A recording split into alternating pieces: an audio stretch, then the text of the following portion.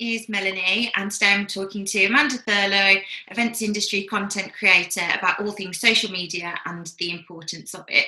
Hi, Amanda.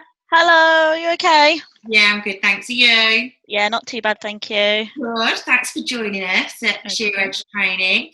We're excited to have you. Thank you for inviting me. Looking forward to it. So, the first question I've got for you is, why is social media so important to the industry? It's really important because it's a really good way to connect people, which is what the industry is all about. Whether it's through networking or education, we're connectors, and that's what we do. We connect people, and social media just provides a wider platform for us to be able to do that. So we find ways of bringing people together online, and I always say to people that it's very similar to the way that we network in person. It's just an online. So sometimes people are a bit nervous about social media, but if you can think about it just as an online way of networking, then you're set up for the right mindset and how to think about it. So I think it's really important for that way, and it has so many uses and so many ways you can add value to communities and create communities and bring people together and help people learn or advertise events or so many different options.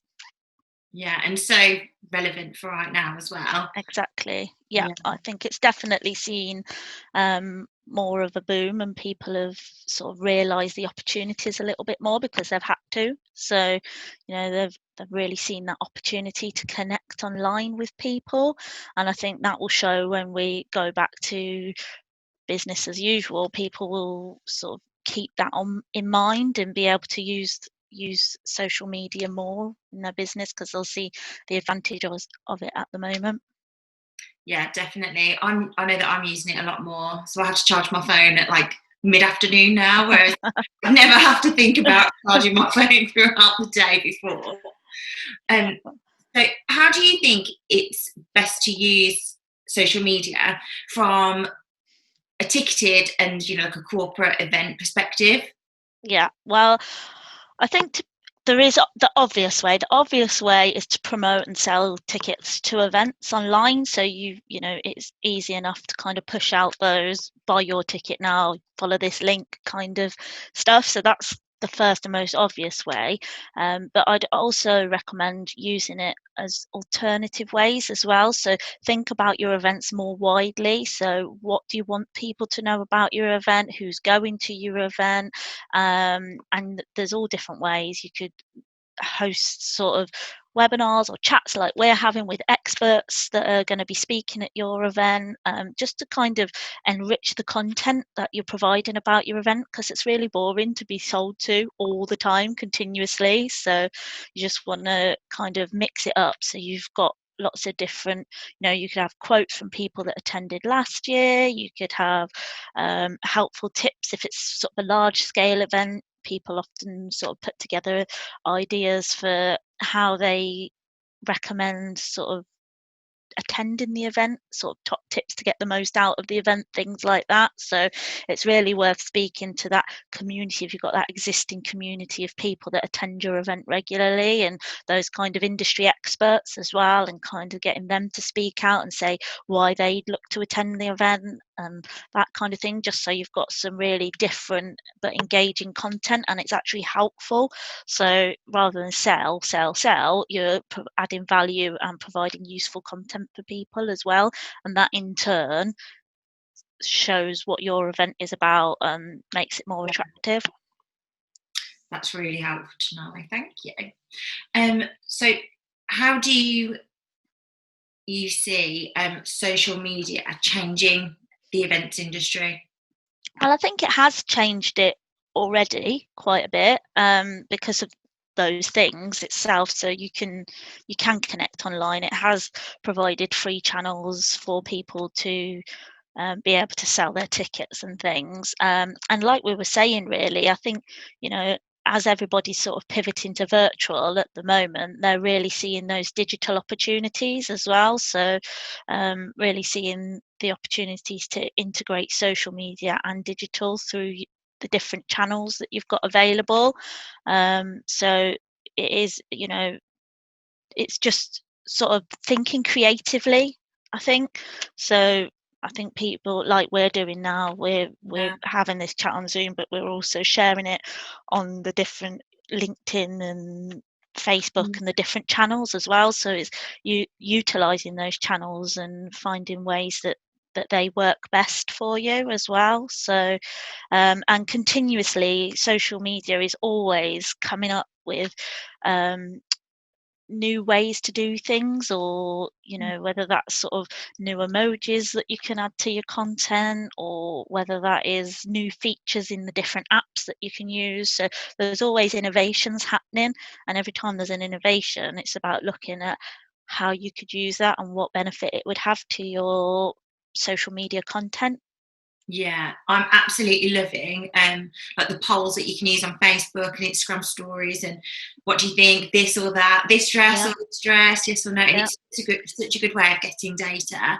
Yeah, and if you put that into an event context, that's exactly what people want to know. You can send out post-event surveys, or you can also send out across social media, how did you find the event? And you can tailor the responses and you get that live feedback as well. And it's Yeah, that, that's really good, because you get to connect with your audiences as well. Sometimes it's hard to build those relationships with event attendees, but if you've got them connected and talking to each other, you can kind of join their conversation and be involved and see what the industry's talking about as well. yeah.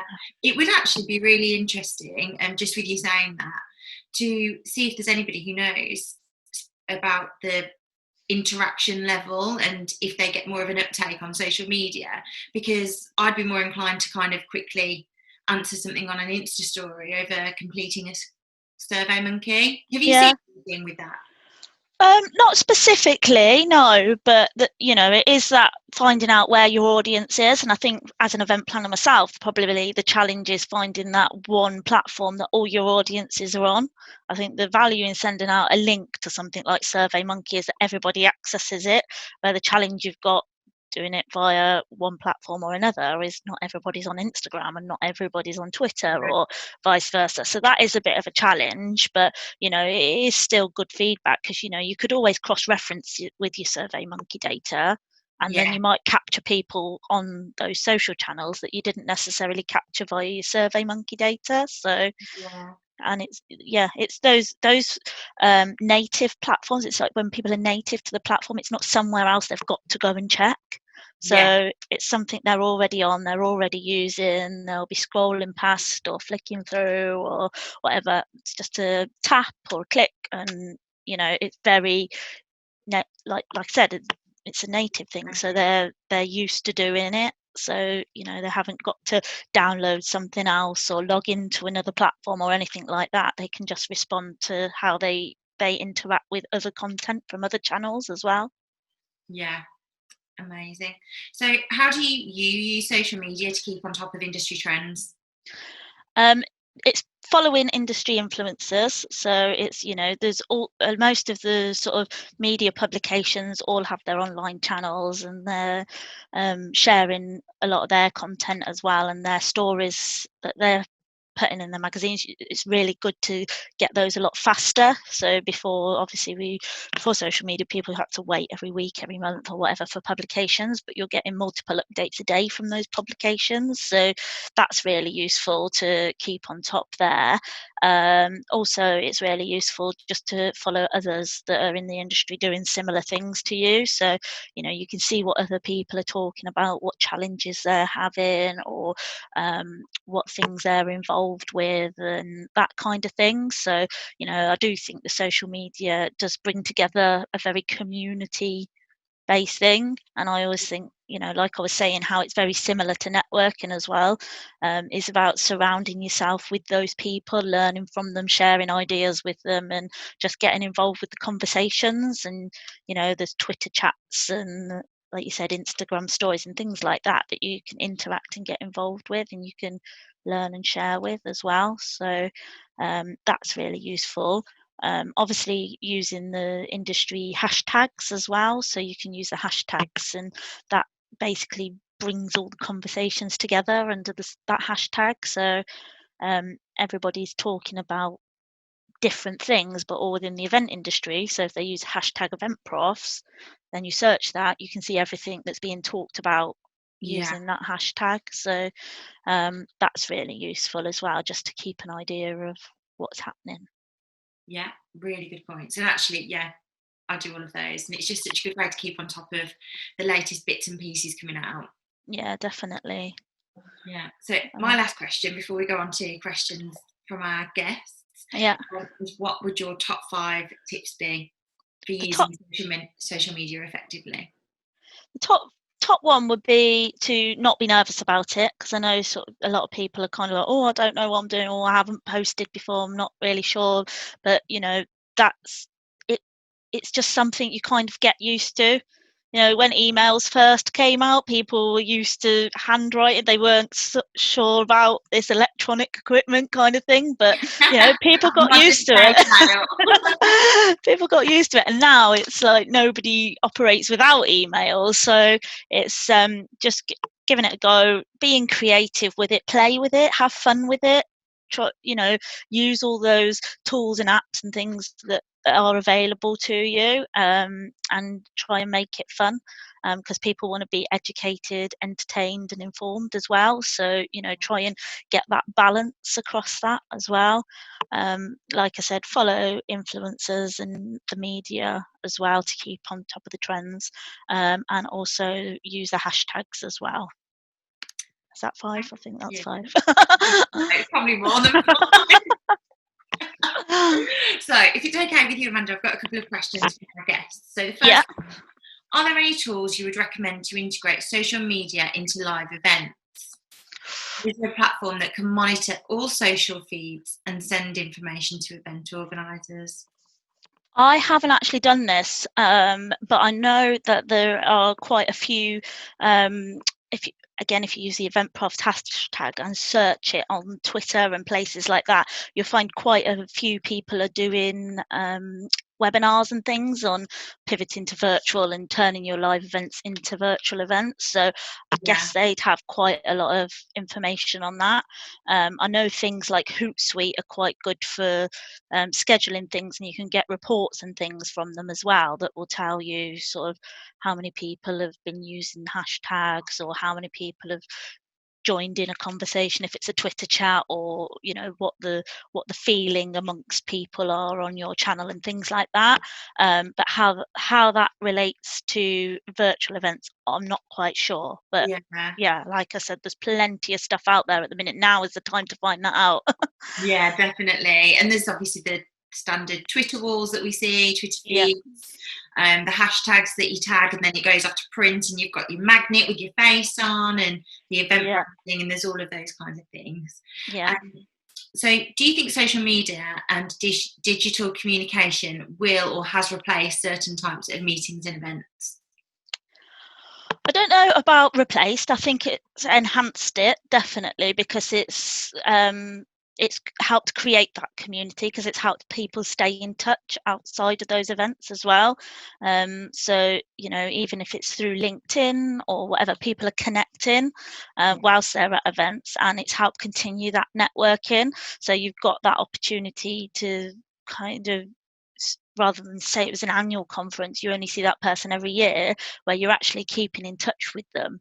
And that in itself provides a networking opportunity, because you've got that opportunity to kind of see them again and be, oh, hi, I saw you were working on this, or I saw you were doing that. So it's like makes really good conversation starters, and it builds those relationships in terms of being able to see what each other are doing and being able to collaborate and things like that as well. And I think it's really good way as well for suppliers and people like that, just to keep in the mindset and see what other people are doing as well. And if Yeah, they're posting some of the things they're doing, it's about inspiring people as well sometimes. So if you think about, rather than just selling, like I was saying before, if you think about inspiring people, it's sharing those examples of how yeah, things have been done by other people. And I think that's what people really value, is rather than buy this now, follow this link, look at how this company used our product to do this, it created this effect or whatever, has yeah, has a much more interesting point to it and people kind of, the penny drops and they kind of go, oh, that gives me an idea how I can use it. I'll get in touch with them. So that kind of thing's really useful as well. Yeah, definitely. So, my next one. What do you think is the main difference in creating content for social media over print or live events? The speed of it, definitely. Point. You can create and respond much quicker than you can via print. Obviously, the sustainability as well. Print is not very sustainable. Obviously, I know you've got recycling opportunities and you can print from recycled paper and things like that. But and it's just that the way you chat and think and talk is similar sort of speed to how you kind of connecting on social media, and there's a lot of ideas sharing and things like that as well. So I do think and I think you can consume a bit more as well, because a lot of it is sort of short snippets, so I you was kind of just get thinking short that. posts. Yeah, I remember a lot more from a post Yeah, on social media than an article in a magazine, because yeah. it's bite size, it sticks with me.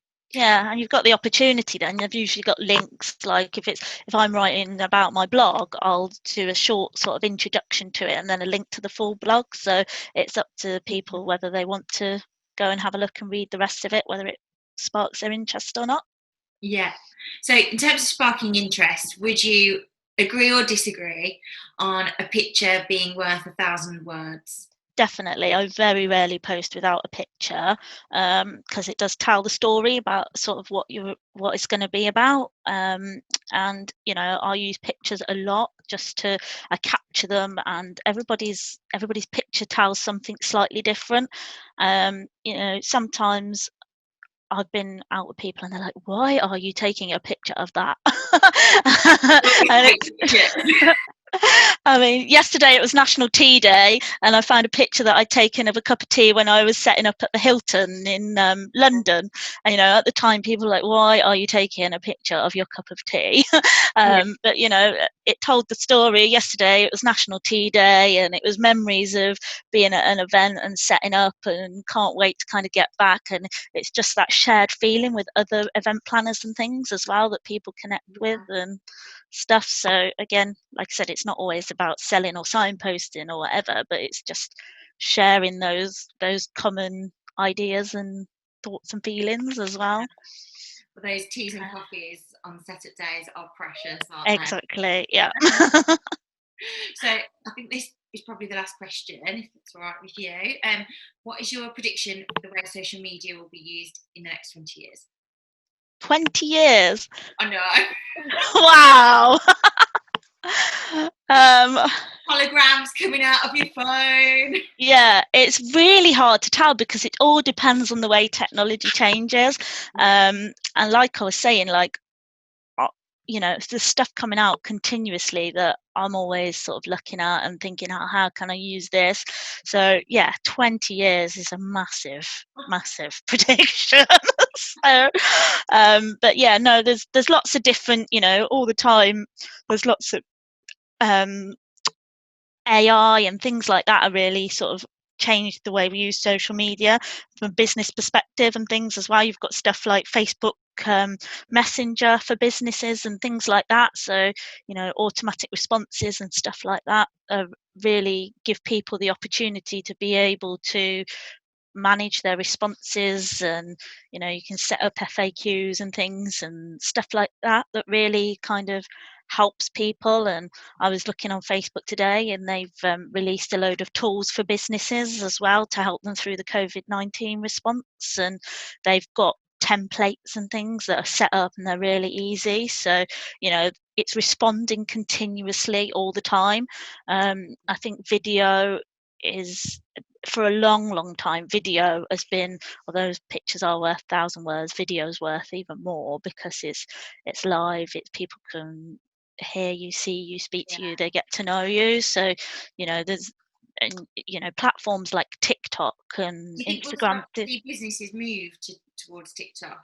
Yeah, I was watching some of the event planners talking the other day on Instagram, and they were talking about TikTok. And at the minute, I think they're just kind of having a look at the platform, having a think about it. And I think when Instagram first come out, it was very much for the younger generation. But now, as it's matured and people have thought more creatively, they've found ways to use it other than just sort of playing around on it and having fun with it. They've found really, like, and look how far Instagram's matured now. You can literally just click on it and buy something and go through to collections and like things, fashion collections and stuff like that. So, like I said, it's always creating opportunities. Yeah, that's a really good point. We'll all be on events like jumping around doing dance challenges. Why not? Makes it a bit more fun. I've seen some of the AV guys with their flight cases doing some things on TikTok and stuff as well. So I think it will come eventually. I think because it's one of the biggest growing sort of platforms. But it's just, again, it depends what your audience is, isn't it? So if your audience for your event is a younger demographic, then that's definitely a good place to be at the moment. Yeah, definitely. Oh, Amanda, thank you so much for joining us. No problem. Thank you for having me. And we'll see you soon. Okay, brilliant. Thank you ever so much for having me. Thank you for joining. See you later. Bye. Bye.